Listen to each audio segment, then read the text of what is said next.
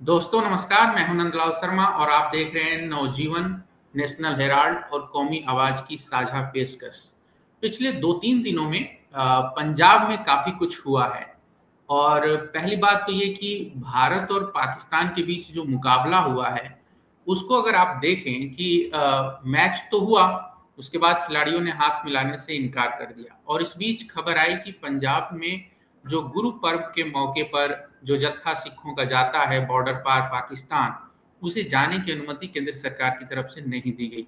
तो पंजाब में इसको लेकर के सियासी बयानबाजी शुरू हो गई है और इसी बीच जब राहुल गांधी बाढ़ पीड़ितों से मिलने के लिए पंजाब के कुछ इलाकों में पहुंचे थे, जैसे गुरदासपुर और तमाम इलाके जो बाढ़ से काफ़ी प्रभावित हैं, रावी उफान पर है, वहाँ पर उनको रोकने की कोशिश हुई पीड़ितों से मिलने के लिए और कांग्रेस प्रदेश अध्यक्ष राजा वरिंग ने जो दावा किया कि गृह मंत्री अमित शाह ने फोन करके कांग्रेस अध्यक्ष मल्लिकार्जुन खड़गे से ये रिक्वेस्ट की कि वे राहुल गांधी को नदी पार करके जाने और पीड़ितों से मिलने से एक तरीके से मना करें कि वो न जाएं।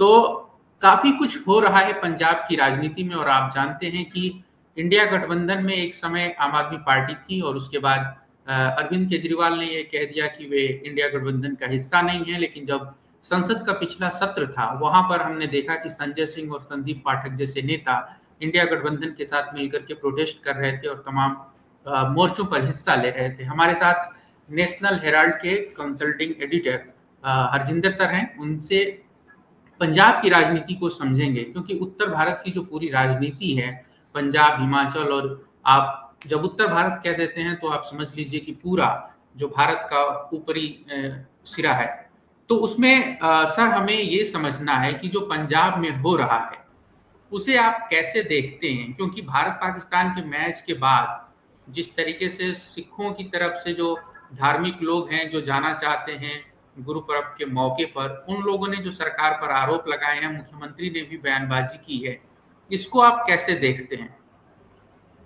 देखिए, ऐसा है कि आपने जितनी भी चीजें बताई, बाढ़ वाली बात भी जो कल राहुल गांधी के साथ हुआ, और ये जो यात्रियों का, सिख यात्रियों के जत्थे को जाने से रोकने की बात है, ये दोनों ही चीजों में एक चीज और जुड़ी हुई है जो इसकी अंडर करंट की तरह चल रही है। वो ये है कि करीब 1.5 साल बाद पंजाब का विधानसभा चुनाव है। तो इस मौके पर हर कोई चाहता है, हर पार्टी ये चाहती है, और खासकर बीजेपी और आम आदमी पार्टी तो चाहते ही हैं कि अपने तरह से इसको भुनाएं, और वो इसकी कोशिश लगातार कर रहे हैं। ये जो मामला है सिख यात्रियों के वहां जाने का, ये आप ध्यान रखें कि 1974 में एक समझौता हुआ था कि 3000 सिख यात्री हर साल गुरु नानक देव के बर्थडे पर, यानी जिसको प्रकाश उत्सव कहते हैं, उस दिन वहां पे जाएंगे। ये और 74 में हुआ है। उसके बाद लगातार वो जा रहे हैं। इसका कोटा फिक्स है, पंजाब से कितने जाएंगे, दिल्ली से कितने जाएंगे, अन्य राज्यों के कितने होंगे, तो उस तरह से चलता है। और 15 सितंबर के आसपास, चूंकि हर साल की प्रोसेस है, तो तारीखें बिल्कुल तय हैं कि 15 सितंबर के आसपास लोग अपनी अर्जी देनी शुरू कर लेते हैं, बल्कि कई बार तो 15 सितंबर लास्ट डेट होती है अर्जी वो की। तो इस बार वो मौका आता, उसके पहले गृह मंत्रालय ने ये कह दिया कि भाई जो स्थिति है सीमा पर, उसको देखते हुए हम नहीं जा सकते हैं। अब इसमें एक बात ध्यान रखिए कि 74 से अब तक बहुत कुछ हो चुका है। क्रॉस बॉर्डर टेररिज्म का एक चरम हमने देख लिया है, वो हुआ है। पंजाब का जो आतंकवाद है उसका दौर भी हमने देखा, कारगिल युद्ध भी हुआ, और इस इससे पहले एक और जो था वो सर्जिकल ऑपरेशन इसी नरेंद्र मोदी सरकार ने किया था। तो किसी भी मौके पर ये यात्रा नहीं रोकी गई थी, इसको चलते रहने दिया गया। तो इस बार ऐसा क्या है कि आपने अचानक ही उस यात्रा को रोक दिया? उसकी वजह, अभी मैं पंजाब की राजनीति कह रहा था, उसकी ज्यादा बड़ी वजह जो है वो बिहार का चुनाव है, जो बहुत पास में है। तो जिस तरह का रुख बीजेपी अपना रही है, उस रुख को दिखाना चाहती है बार बार कि देखो हमने ये रुख बनाया, हमने पाकिस्तान के खिलाफ ये किया, हमने ये किया, टीम को भेज दिया खेलने के लिए और ये कहा कि हाथ ना मिलाइएगा। यानी अगर मुझे लगता है सिख यात्रियों को भेज दिया जाता तो शायद उनसे कहते कि पाकिस्तानी के लोगों से बात मत कीजिएगा या उनसे हाथ मत मिलाइएगा। ये सब अजीब चीजें हैं और बहुत वैसी चीजें हैं। अब ध्यान दूसरी तरफ भी देना होगा कि एक करतारपुर साहिब कॉरिडोर है, डेरा बाबा नानक से निकलता है, आधा किलोमीटर दूर है, जी जहाँ जी। पे सिख यात्री जाते हैं, जहाँ पे गुरु नानक देव का इंतकाल हुआ था, जहाँ उनका निधन हुआ था। तो वहाँ पर तीर्थ यात्री जाते हैं और उसके लिए वीज़ा की भी ज़रूरत नहीं होती, एक स्पेसिफिक डॉक्यूमेंट होता है, बस उसी के आधार पर जाने देते हैं। और वो यानी सुबह जाना है और शाम को लौटना है, वहाँ ठहरने वगैरह का भी वो नहीं है। तो वो बंद हो गया है क्योंकि बाढ़ आ गई है दोनों जगह, डेरा बाबा नानक जहाँ पे कल राहुल गांधी गए भी थे, और उस पार पाकिस्तान के करतारपुर साहिब में भी बाढ़ आ गई थी, तो वो बंद कर दिया गया। अब ये सरकार उसको खुलने देगी या नहीं, ये इसकी तरफ भी नजर रखनी होगी। मुझे लगता है कि एक बहुत लंबी प्रोसेस चली थी, उसके बाद किसी तरह से ये एक कॉरिडोर बना था कि कुछ तीर्थ यात्री जाना चाहें वहां जा सकते हैं। तो ये अच्छा, एक इंटरेस्टिंग चीज मैं बताऊं, इसी साल अप्रैल में अमृतसर में एक सिख कॉन्फ्रेंस हुई थी।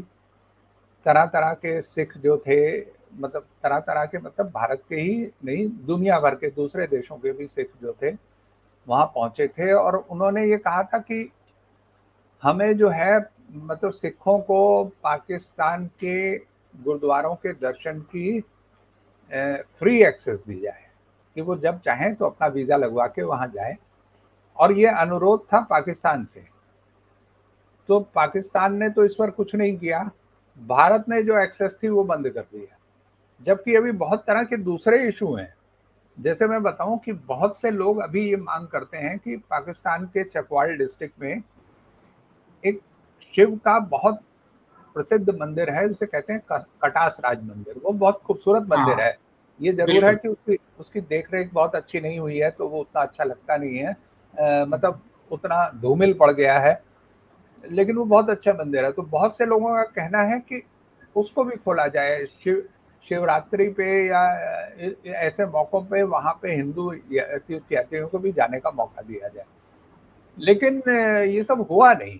ये सब समझ में नहीं आया मुझे कि क्यों इसकी कोशिश नहीं होती, क्या हो रहा है, और जो हो रहा था उसको बंद कर दिया गया।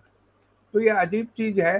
क्रिकेट आप खेलने दे रहे हैं क्योंकि वहां पे दूसरी तरह की कमाई है, दूसरी तरह की चीजें हैं, उसमें भी आप तरह तरह के पेंच लगा रहे हैं कि खिलाड़ी हाथ नहीं मिलाएंगे और बात नहीं करेंगे और क्या करेंगे क्या नहीं करेंगे, ये अजब है। तो मुझे लग रहा है ये फैसला किसी मतलब का नहीं है ये, और बीजेपी के लिए आत्मघाती भी हो सकता है। आप ये मैं देखिए इसी कि सवाल मैं सर मैं एक इसी सवाल पे एक आने वाला चीज, था हाँ बोलिए।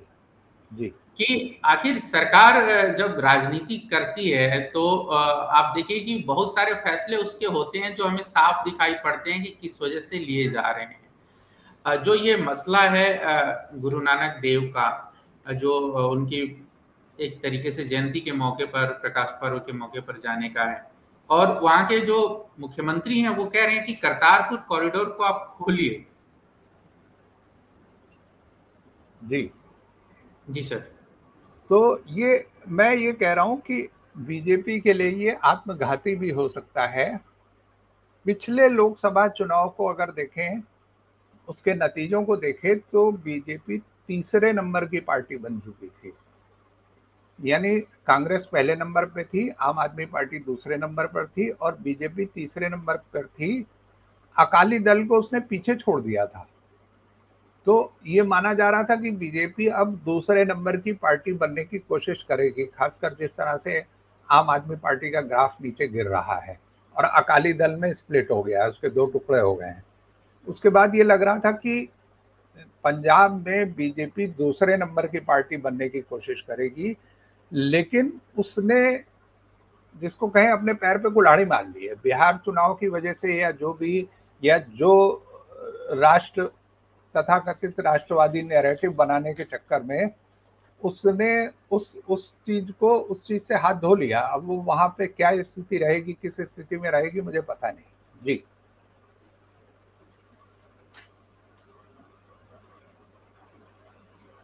आप म्यूट हैं नंदलाल जी। हाँ जी सर। प्रगट सिंह का जो बयान मैं देख रहा हूं कि इससे पहले महाराजा महाराजा रणजीत सिंह के जो शहीदी दिवस है उसके मौके पर भी जो जत्था जाने वाला था उसको भी सरकार ने रोक दिया था। और आप देखिए पंजाब में जिस तरीके से लोगों ने जो है बाढ़ के समय खुद मतलब खुद मुख्तार हो गए हैं, वो उन्होंने सरकार का मुंह नहीं देखा। तो आम आदमी पार्टी और जो बीजेपी है उसके लिए आप किस तरीके का रुझान देख रहे हैं ग्राउंड पर, जब ये सारी धार्मिक मामलों को अगर हम थोड़ा सा साइड में रखें तो वहां से क्या रिएक्शन है? देखिए, एक दो चीजें आपने पूछी हैं। रणजीत सिंह की उस पे जाने का, समाधि पे जाने का जो वो था, जत्था था, उसको नहीं दिया। तो हम्म, ये एक इशू है। बहुत सारे सिख लोग, क्योंकि वो, अगर सिख राज की बात करें तो अकेले बड़े राजा हैं सिख पूरी परंपरा में, रणजीत सिंह। लेकिन वो इमोशनल मुद्दा नहीं है, उस तरह से रिलीजियस इमोशन उस तरह से नहीं जुड़े हैं जिस तरह से गुरु नानक देव से, या वहाँ के जो गुरु नानक देव के तीर्थ हैं, यानी ननकाना साहेब है, पंजा साहेब है, उससे जिस तरह से लोगों के इमोशन जुड़े हैं उस तरह से इसमें नहीं जुड़े हैं, तो वो उतना बड़ा इशू नहीं बना। लेकिन ये इशू बड़ा बन जाएगा। दूसरा, आप ये कह रहे हैं कि कहाँ देख रहे हैं आप आम आदमी पार्टी को, बीजेपी को, और वो देखिए, बाढ़ आई, बाढ़ में बहुत सारी समस्याएं थी, बहुत स्पष्ट थी। लोगों को किस तरह से परेशानी हुई। राज्य के पूरे 23 के 23 जिले बाढ़ प्रभावित हो गए। एक बहुत बड़ा हिस्सा उसकी फसल वगैरह वगैरह बहुत कुछ हो गया। लोगों ने बहुत परेशानियां दी। आपने सारी खबरें सुनी होंगी कि बहुत सारे एनजीओ, बहुत सारे लोग, तरह तरह के लोग जो थे, किसी तरह से मदद पहुंचा रहे थे, लगातार मदद पहुंचा रहे थे। लेकिन सरकार गायब थी, वहां पे सरकार थी ही नहीं, ना केंद्र सरकार और ना राज्य सरकार। अगर इतना दावा कर रही थी आम आदमी पार्टी, अगर कुछ दिन पहले तक देखें कि आम आदमी क्लिनिक उसने पूरे पंजाब में खोल दिए हैं, मोहल्ला क्लिनिक टाइप के खोल दिए हैं, तो फिर क्या ऐसी जरूरत पड़ गई कि जब बाढ़ आई तो बाहर से, दूसरे देशों से, देश भर के डॉक्टर वहां पे मेडिकल चूहे लगा रहे थे। ये जो मोहल्ला क्लिनिक था, इन्होंने उस समय आपदा के समय वे कहाँ गायब हो गए? क्यों नहीं उन्होंने काम किया? अब केंद्र सरकार की बात देखिए, तो केंद्र सरकार ने तो बाढ़ की शुरू में सुध ही नहीं ली। सॉरी। जब प्रधानमंत्री एससीओ समिट से चाइना से वापस लौटे, तब तक बाढ़ बहुत बड़ी हो चुकी थी, अब उसको इग्नोर करना संभव नहीं था। तो लौटते ही उन्होंने पहला काम यह किया कि टेलीफोन पर उन्होंने भगवंत मान, यानी पंजाब के मुख्यमंत्री से बात की। जब से भगवंत मान पंजाब के मुख्यमंत्री बने हैं, उसके पहले का मुझे पता नहीं क्या हुआ था, पहली बार प्रधानमंत्री ने फोन पे इस तरह से बात की उनसे। और उसके पहले तक कोई केंद्रीय मंत्री भी नहीं बाढ़ के दौरे के लिए गया। और जब प्रधानमंत्री के जाने की तैयारी हो गई तो कृषि मंत्री शिवराज सिंह गए वहां पे, उन्होंने थोड़ा सा दौरा किया। वो दौरे की वजह से कम, और उनके साथ जो कैमरा टीमें गई थी उसकी वजह से ज्यादा चर्चा में रहा। लेकिन जो है, उसके बाद प्रधानमंत्री गए तो उसके बाद कई मंत्री धीरे धीरे गए, कहीं वो हुआ, कुछ एक्टिविटी हुई, कई बयान वगैरह आने शुरू हुए, और प्रधानमंत्री ने मदद की है इसकी, वो भी होने लग गई। तो इसके पहले तक तो केंद्र सरकार वहां अनुपस्थित थी। दूसरे संगठन थे वो ज्यादा अपनी मौजूदगी दर्ज करा रहे थे और वो वाकई राहत दे रहे थे। यही हाल करीब करीब पंजाब सरकार का भी था। एन वक्त पे जब लगा कि सब कुछ हो गया है और प्रधानमंत्री भी आ रहे हैं और कृषि मंत्री आ गए हैं, तो अरविंद केजरीवाल भी नाव लेकर निकल पड़े बाढ़ प्रभावित क्षेत्र। तो ये सब इसी तरह से चल रहा था। तो पंजाब में जो है वो जिनको आप कह रहे हैं खुद मुख्तार होके वहाँ के लोगों ने और देश भर के लोगों ने उसकी, पंजाब की मदद की। लेकिन सरकारें जिस तरह से भूमिका में रही, वो सचमुच चौंकाने वाला भी है और परेशान करने वाला भी है। अब बिल्कुल सर, और इसी में जब Rahul Gandhi leader of opposition जाते हैं पंजाब, तो आप देखिए कि उनको एक तरीके से कहा जाए कि पहले पंजाब की जो पुलिस है वो रात में परमिशन देती है और बाद में जो है सुबह में अपना स्टैंड बदल लेती है, उन्हें रोकती है। और वो वीडियो भी वायरल हुआ जो आपने देखा होगा, जब राहुल गांधी बात कर रहे हैं पुलिस ऑफिसर्स से। ये आम आदमी पार्टी की जो राजनीति है पंजाब में और पंजाब के बाहर दोनों को देखते हुए, इसे कैसे देखा जाए? जबकि पीड़ितों से, बाढ़ पीड़ितों से मिलने के लिए लीडर ऑफ अपोजिशन जा रहे थे।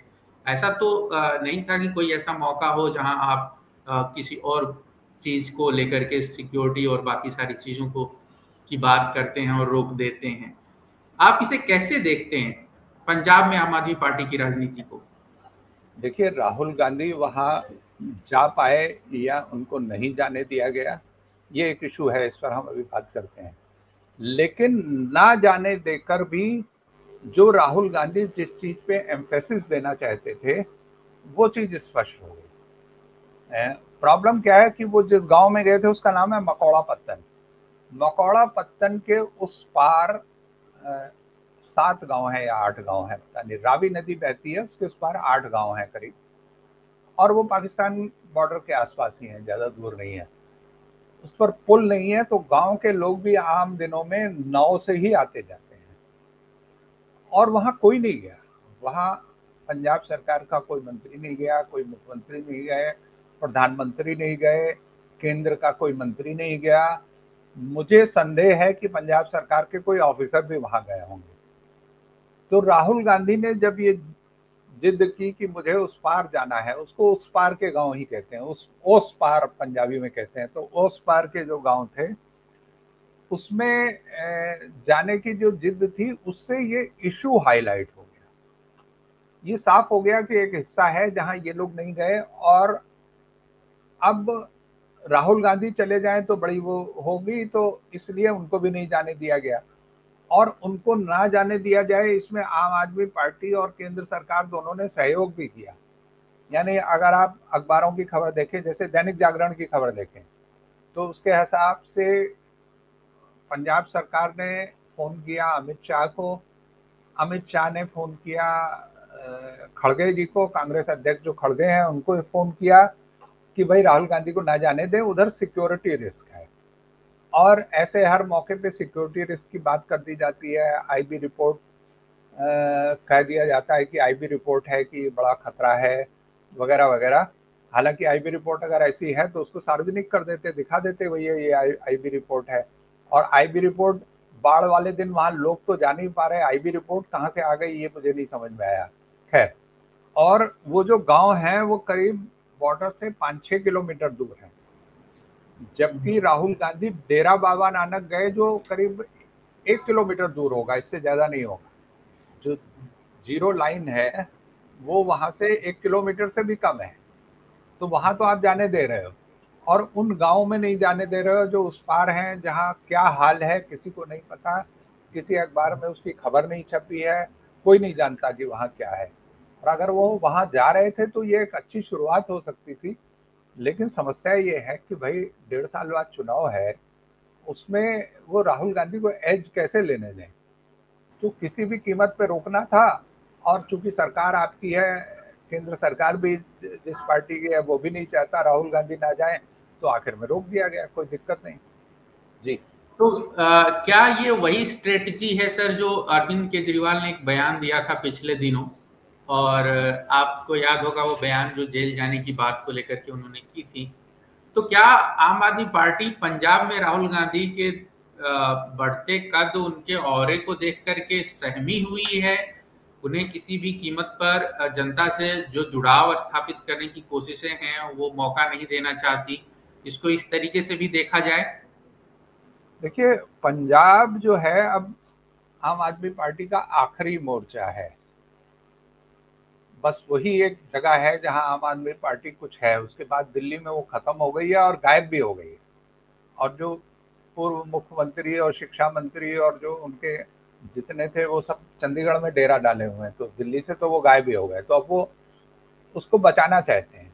लेकिन अब जो राहुल गांधी का बढ़ता कद कह रहे हैं, वो पहले ही बढ़ चुका है। कांग्रेस पिछले लोकसभा चुनाव में ही नंबर 1 पार्टी थी, और जबकि कई तरह की चीजें थी, उस बीच में वो नंबर 1 पार्टी थी। तो वो तो स्थिति पहले ही बन चुकी है, लेकिन फिर भी राजनीति में कोई जो है वो कोई कसर नहीं छोड़ना चाहता। तो आम आदमी पार्टी कोई कसर नहीं छोड़ना चाहती है, वो नहीं चाहती है कि उनको जो है मौके दिए जाए राजनीति में। तो मौका रोकने के चक्कर में कहीं वो अपना मौका ना गवा दे, ये भी खतरा मौजूद है।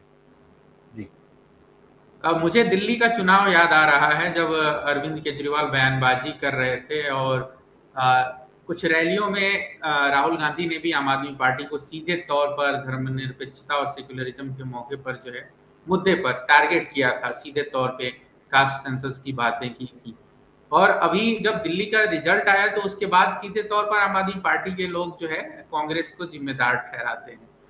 तो क्या ये खतरा है उन्हें कि जिस तरीके से दिल्ली में उनके हाथ से सत्ता निकल गई, अब पंजाब से भी निकल जाएगी, और इसमें राहुल गांधी जो है उनके लिए सबसे बड़ा एक तरीके से आप कहिए कि नहीं नहीं, वही है। दो अलग चीजें हैं। दो अलग हाँ चीजें हैं। दिल्ली में जो था वो कांग्रेस उतनी बड़ी ताकत नहीं थी इस समय, इस विधानसभा चुनाव में। कांग्रेस, ये पहले से अगर आप देखें तो कांग्रेस का परफॉर्मेंस अच्छा रहा, काफी अच्छा रहा, लेकिन उस स्थिति में नहीं थी कि वो निर्णायक भूमिका अदा कर सकती। लेकिन पंजाब में वो लीडिंग पार्टी है, वो नंबर 1 पार्टी है अभी इस समय। तो दोनों स्थितियां अलग हैं।